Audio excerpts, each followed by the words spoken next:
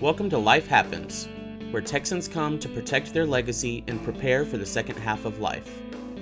Join your host, Attorney Kim Hegwood of Your Legacy Legal Care, and our weekly guest as we navigate the challenges that emerge as life happens. Now here's your host, Kim Hegwood. Good morning and welcome to Life Happens with me, Kim Hegwood, and our very special guest today is Ashley O'Sullivan with Care Patrol. Good morning. Good morning. How are you, Kim? I'm great. I'm a huge fan of Care Patrol, so I'm super glad to have you on the show today. And today we're going to talk about how to find the best assisted living in Houston, because I think that's important for people, especially my listeners who, are thinking about going to assisted living, getting out of the house, maybe independent living, assisted living, memory care kind of stuff. They like to transition. But today we're going to talk about assisted living. So let's kind of get started. And can you tell our listeners the different types of assisted living facilities in Houston? And so, how you distinguish them, A and B, large, small, care homes, all that kind of stuff. Can you just kind of give us the goods? Yeah. So in Houston, there are your licensed communities, and then you also have unlicensed communities. I kind of focus on the licensed ones because that's really important. We want to know that the state's in there and they're observing and they know what's going on.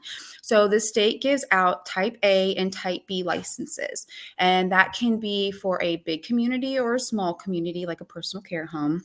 The difference between A and B, your residents are going to be able to exit in the event of an emergency with just verbal cueing. Hey, Miss Smith, we need to evacuate the building. There's a fire in the kitchen. And Miss Smith can get herself out of the building without assistance. And then she doesn't typically need overnight care. So that means, when it's nighttime, it's sleep hours. Most of the time, residents don't need a whole lot of assistance. Your type B, those are going to be your communities where in the event of an emergency, they may need a little bit of cueing, direction, guidance to evacuate if there is a fire or a hurricane or something like that, where they need to make some, get out of the community or find shelter within the community. They need assistance. Somebody's going to have to help them do that. And then typically they also need help, during sleep hours. So there's going to be more staff members present at nighttime to help with those overnight needs. You have large and you have small. So your large communities typically have residents between maybe 40 to over 100. In some cases, there are some very big communities. And those are fantastic opportunities for folks that really like socialization, and transportation is important to them, activities, things like that. And then you have your small communities, which are typically your personal care homes. And sometimes those communities are actually residential homes that have I like to say, been retrofitted to into an assisted living community. Typically, they only have 8 to 16 residents, but some personal care homes are actually built to be assisted living, and they kind of fit just a different niche of residents that maybe need a little bit more care, but don't necessarily want to live in a really big community. They want, I guess, smaller staffing ratios. So when you're trying to decide, which one to go to, how do you compare them? And because, you talked about a few things here, but, so it's like I'm taking mom and dad or mom or dad or grandma, grandpa or something. And they're like, okay, well, how do we determine which one's better for my family? So everyone is different. It's going to come down to preferences, really. So if we're looking and say mom or dad, they need a lot of care needs. Maybe they're bed bound, they can't get themselves out of bed. Maybe they have frequent issues with incontinence. Maybe they have a really advanced dementia, and a bigger setting can be very scary. Smaller in those situations is probably going to work out better because there's more opportunity for one-on-one care. The staffing ratios are typically a little bit smaller. The community is a little bit smaller, so we're not overwhelmed when we transition into, a new community, a new living and a new routine. The larger communities are really good for our seniors who are still very active and social, and those things are important. Having a group of friends, having a peer group to be around, to share their experiences and go through the grieving process with each other. Because in most cases, we'll find that a spouse has deceased, or maybe some of our friends have passed, or there's a lot of things going on, and having people to connect with is really important, especially for somebody who's still very much alert and aware and wanting to have those connections with other people. And so let's kind of switch just a little bit. And let's talk about maybe something a little different. So is it important for families to have someone close, not close to the hospitals, cost? What kind of things do you talk to new clients coming in going, hey, we need some help, finding a place, for our family members. And so what kind of things, should we be thinking about beyond the type of facility? So first and foremost for me, because I am a registered nurse, so the biggest aspect is going to be care capabilities. So if we have someone who's needing a lot of care, we want to make sure that the community is going to be able to facilitate that type of care. So I think those are some really big questions to ask. If they have Foley, can they, manage somebody that has a Foley catheter? What does that look like? If they have insulin, can they manage somebody that is needing insulin injections? And what does that look like? But then outside of that, it's going to be cost too. We want to make sure that the cost, it remains in budget. You can call a place and get a tour, but once you get there and you spend the time and then you find out it's way outside of budget, that can be very disheartening. And if that's their first experience with an assisted living community, then it may just be overwhelming and they don't want to continue and they feel like they're completely in the weeds. But then with cost as well, it's important to know if the community has levels of care. So there can be a base level, a base rate, and then that can go up as the care needs go up for that resident. And sometimes that can make it kind of kick it outside of their budget. And then there are some that are all inclusive, which is really nice. So the rate you're given is the rate that you're going to receive, and you don't have to worry about the unknown of level of care after they do their nursing assessment. And I think if they offer transportation, how far do they go? Do they only go within 5 miles? Do they go within 10? Can they continue to see their primary care doctors outside of the community? And if they can, does family need to meet them there, or will they send a caregiver with them to participate in that appointment? And then with physicians, there are a lot of communities that actually have visiting physicians. And if it's not important to keep a primary care doctor and it's a little bit more convenient, easier on mom or dad to go under the service with a physician's group that's already in the community, that's a really important thing to ask. And then to see what kind of insurance they take to make sure they're in network. And that food, that's always important. If you can go and if you find a community, you love it, go back, have lunch, make sure the food is good. Because that is everything. That's important for me. And I try to make sure that all of my clients have lunch. And then safety. So we are in Houston. Hurricanes happen, flooding happens. Are they in a flood zone? Do they have a backup generator? So just a week and a half ago, we had that big storm. People lost power, and some communities didn't have an operating generator, and they lost power, and it got very uncomfortable in the building pretty quickly with the heat. So it's important to know what kind of safety measures they have in place, and make sure that everything, if they have what their safety protocols are for their residents. Well, I tell everybody to go take the tours right about 11, so that like I said, because they're always going to feed you, and so, because you want to know if the food's good, because you never want to move in with the food's good.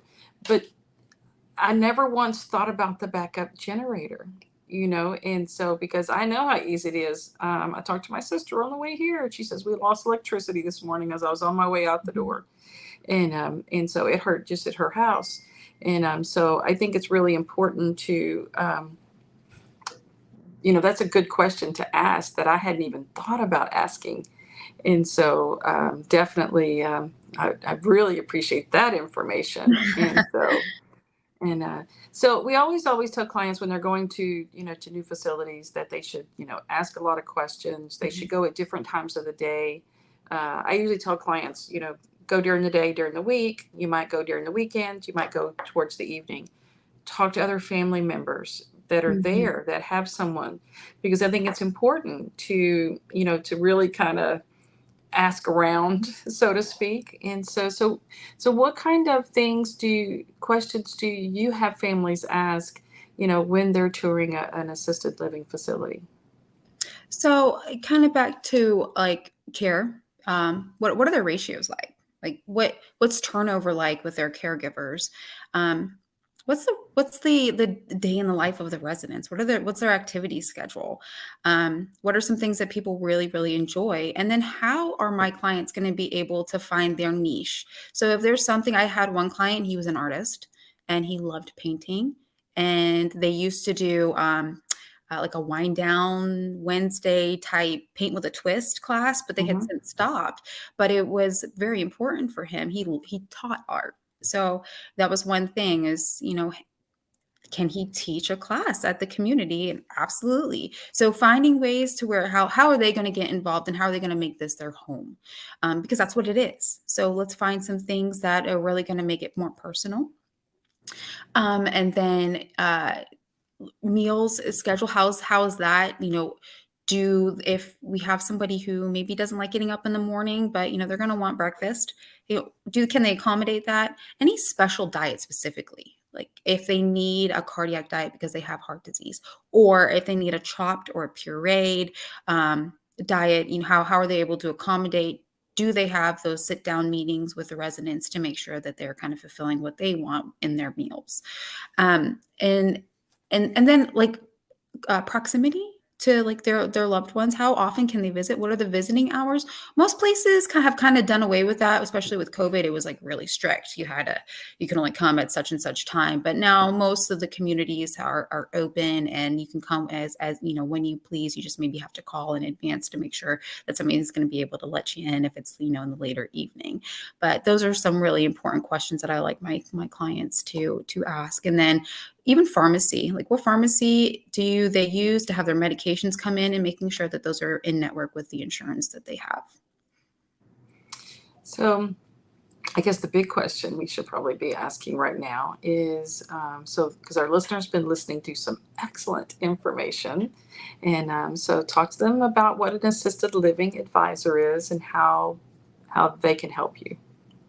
Well, an assisted living advisor, such as Care Patrol, is going to be your expert in this in kind of in the senior arena, right? So we know the communities. We're in and out of the communities all of the time. We know who has maybe had an issue with their state licensure and they're working to rectify it. We know what the costs are, if anybody's having any specials, incentives, and what the budget is. We know the residents, and I think that's really important because we're there so much. We know what the atmosphere is like. Are the residents happy? Do we not really see them when we come to tour? And those are things that we kind of notate. And then also a resource. So your senior living advisor is going to be somebody who has a large network of information. It's not always just assisted living we're looking for. In most cases, there are other areas of help that we need. Sometimes it's home health, sometimes it's legal, sometimes it's financial, and we're trying to figure out mom's estate. Sometimes we just need a little bit of extra help with home care or some other things. Durable medical equipment, maybe we're leaving the hospital and we need a bed and we need it within 24 hours. I know who I can call to get that, to make sure that we are able to move in and be very successful. So your advisor is going to be able to help from start to finish, and then also be a resource as you go on. They're always going to be available, and they'll tell you that any questions after move-in, a year from now, call. We're always here. And that's really important, to just always know you have that resource to fall back on, because you're not in it alone. Somebody's always there. Somebody always has your back. And that's something that your senior living advisors are always going to want you to know. So perfect. You did that very well. And so, and because I know y'all do a really good job. And so super excited. So, if our listeners are on the call today and they want to find you so you can help them, how do they do that? Well, they can call or text me at my phone number, which is 936-249-2402. I always have my phone. I'm very easy to get in touch with. Or email at aosullivan@carepatrol.com. Again, always checking my email. Very, very easy to get in touch with. And always happy to, even smallest question, biggest question, anything, I'm here as a resource. Perfect. All right, Ashley, thanks so much for being on the call today. Good information. I even learned something new today, which is really phenomenal. Awesome. So that's always good. And so we look forward to having you on the show again soon. Awesome. Thank you, Kim. I really appreciate it. Thanks for tuning in to this week's episode of Life Happens with Kim Hegwood. Be sure to tune in every Thursday at 10 a.m. wherever you listen to your podcast as we navigate through the challenges that emerge as life happens. The content of this podcast does not establish an attorney-client relationship or constitute attorney-client privilege, legal, medical, financial, or any other professional advice.